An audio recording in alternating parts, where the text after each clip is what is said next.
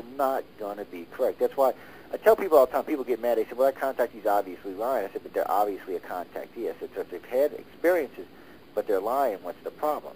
And I said, what they're doing is they're in order to make this work in their own lives, they're incorporating this whole big realm and story around it so that it'll fit into whatever it is that they believe in. And of course, that's wrong, but, what can you do? You can't acquire, you can't just, there's a theory that if your mind is pure and you come into direct contact with the object, something out there, that you can have full knowledge, that you can, embrace it, or it will merge with you, or whatever. There's some kind of metaphysical mumbo-jumbo theory, right? Well, the fact is that knowledge is based on a structure, a system, preparation. For example, if somebody who knows nothing about cars or automobiles encounters in a pure state of mind an automobile engine, all they'll see is a pile of metal and pipes and wires. Yep, that's all we're going to see. But if you have somebody who is a trained engineer, he has a structure, a framework, and he encounters this automobile engine, he knows exactly what it is, what it does, and how it works. Yep. It's the same thing with paranormal phenomena, with channeling phenomena. You have to have a structure. You have to have a framework. You have to have theories that, on which to base your knowledge, and you also have to be open enough to say that all of this could change. I can throw all of this out the window with that additional piece of data that changes everything. And it could be anything. I tell people all the time, don't get your mind set. Don't become too dogmatic in your views. I said, because I've been in this field 25 years, and I can tell you myself, at least a dozen times, I have changed my mind based on new ideas or new evidence that's come into play. Yeah.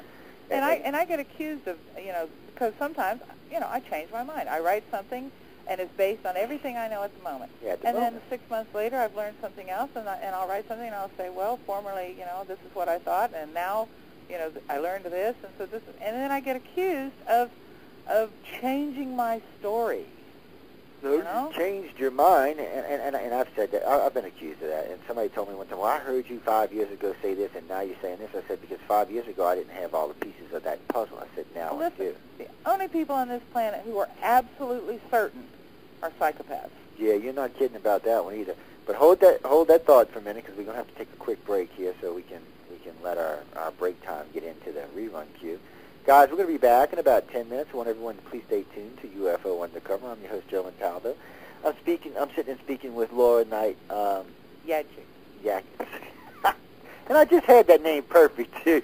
Jadczyk. I'm sorry, y'all. I'm trying not to mess her name up because I want y'all to remember who she was. But we'll be back in a few minutes, so everyone please stay tuned and listen to the music.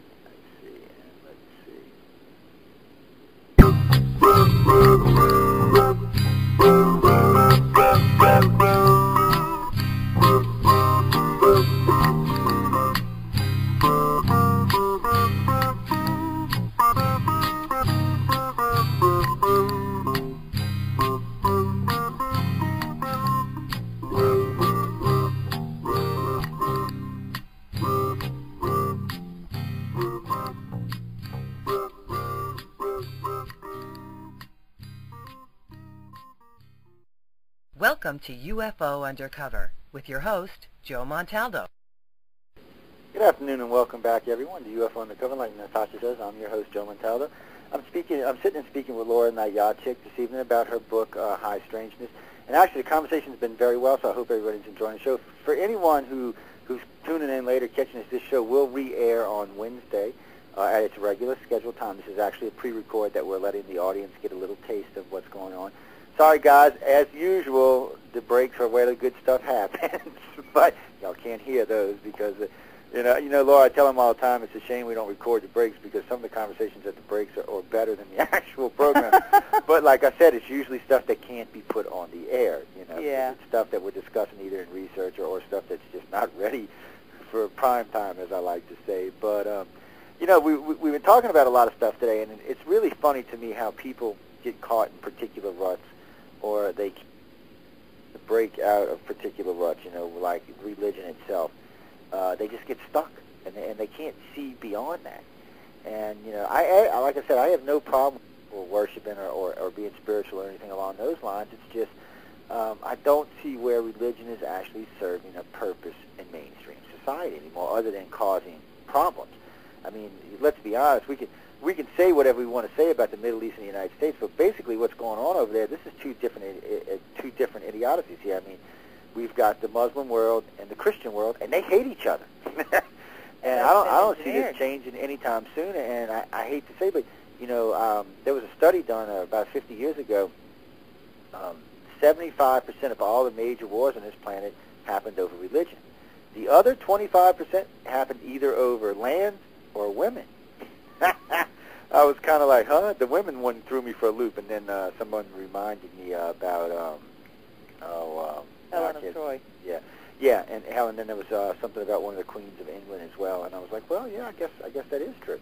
And but it's strange. It's strange in itself. But what can we do?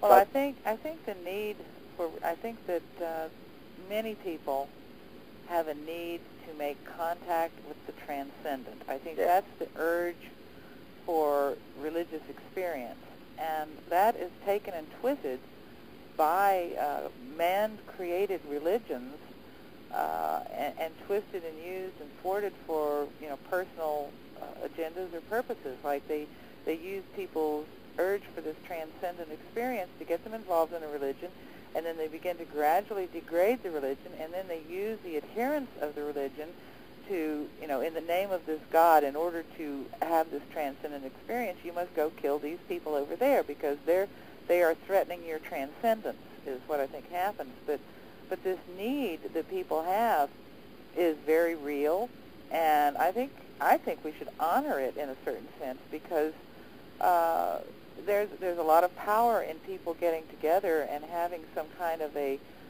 ritual communion, so to speak. And it doesn't have to be just enacting certain things in a mindless sort of way. I mean, an example is there are groups of women who get together now who talk about their abuse experiences, and this might even work for people who've had abduction experiences, and they get together and they build a bonfire and they talk about their experiences, each one of them, and each of the others acknowledges that person's experience. They may write something down about the experience on a piece of paper or on, have some object, and they go around a circle, and then at a certain point, then they will take that paper and they'll put it in the fire and they'll burn it, and maybe they'll sing before, sing afterwards, to get themselves harmonized together, to sort of connect their chakras together. And it can be a very moving and transcendent experience, and they can have a lot of relief, and it enables them to go on with their lives, people who've had very painful and troubling experiences. So when you have people who have, who have a difficult time dealing with life on a day-to-day basis, because let's face it, reality sucks. I mean, when you face reality, and this is one of the little things we just mentioned on the break, reality is depressing. You get depressed. I mean, there's just no question about it. And you have to have some way of making contact with that part of yourself that inducts creative energy into your being so that you can continue to go on and deal with this reality that's being run by psychopaths, to your detriment. That's how I feel about religion. I think the spiritual mutually agreed ceremonial. Let me get rid of the word ritual. Ceremony for groups is very, very powerful.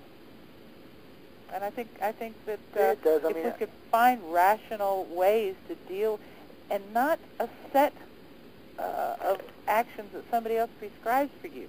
Find out what works for you, for your group. Create your own ceremony, and every situation, could have its own ceremony. You make it up as you go along. It has to be meaningful in a dynamic and interactive way with the universe in which you live. Well, no, it's a good point, and it's like when I was young and would see the suggestion or the power of prayer, for lack of a better way of saying it. But I've seen sick people get healed. I've seen other things happen, and so I know group consciousnesses can affect our everyday reality, and they can affect our own everyday realities. And I know the need to believe is strong in humans. I don't know if we necessarily need to believe something. Well, we need to know something. We need to know that there's something higher than ourselves is what it comes down to. I'm not sure why we need to know that there's something higher than ourselves, but we do. I mean, literally, we need to know that there is more to the universe than just us and what's going on this planet. And it's a fundamental basic need for all humans. It doesn't matter what walk of life you come from or where you are or what you're doing. It's something that we all need. It's just a need that we have to have and we have to fill. I'm not sure where it comes from. It's almost like, Laura, it's almost like there's a void we're trying to fill. Well, I think what it is partly is that, number one, we need to feel this connectedness to other human beings. Yeah. We're doing something together. That's the first thing. And then, as I was mentioning earlier, I think that there is some part of us that extends into a higher reality. And so that part of us that is in that higher reality also connects with parts of the other people that are in the higher reality, and it helps us to induct energy into ourselves